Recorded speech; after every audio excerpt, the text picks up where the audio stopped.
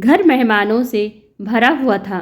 गाना बजाना, शोरगुल, हंसी ठिठोली के बाद भी मन बहुत उदास था। शुभ्रा मेरी ननद कम, सहेली ज़्यादा थी। उसकी शादी के बाद घर कितना खाली खाली हो जाएगा। चिंता का कारण एक और भी था। ननद की शादी में मेरे मायके से क्या आएगा, इसका सबको बड़ा इंतज़ार था। खासकर मेरे पति नवीन की बुआ जी, यानी मेरी बुआ सास को। बहू के यहाँ से कोई आया क्या भाभी?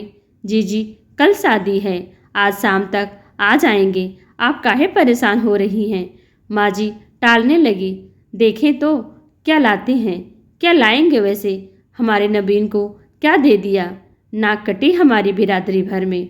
बुआ जी शुरू हो गई।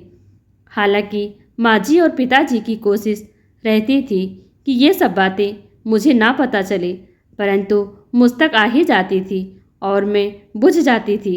भैया भाभी क्या लाएंगे मैं जानती थी। पापा मम्मी के गुजरने के बाद भाभी ने मुझसे ना के बराबर संबंध रखा। एक ही शहर में होते हुए भी साल में 1-2 बार से ज़्यादा मायके नहीं जाना होता। रुपए पैसे की वहाँ कोई कमी नहीं है।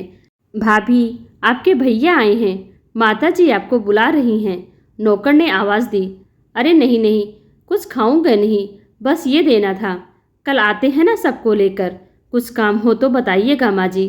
भैया बहुत जल्दी में थे। मेरा मन भर आया। 5 मिनट भी नहीं रुके। एक सरसरी निगाह मैंने बैग पर डाली। 2-3 मिठाई के डिब्बे और एक साड़ी का डिब्बा था। बहू मुझे सुनार के यहाँ का कुछ काम निकल आया है, घंटे भर में आती हूँ। ये बैग मेरे कमरे में रखवा दो। अब कौन सा जेवर बाकी रह गया है? फालतू खर्चे हैं सब। नवीन गुस्सा रहे थे।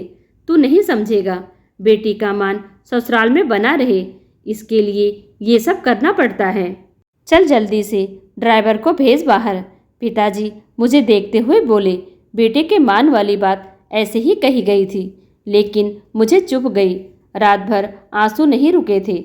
सुबह आंगन में सब शुभ्रा को देने वाला सामान देख रहे थे। कोई साड़ी, कोई अंगूठी। तब तक बुआ जी गरजी। अरे भाभी, कल बहू के यहाँ से क्या आया?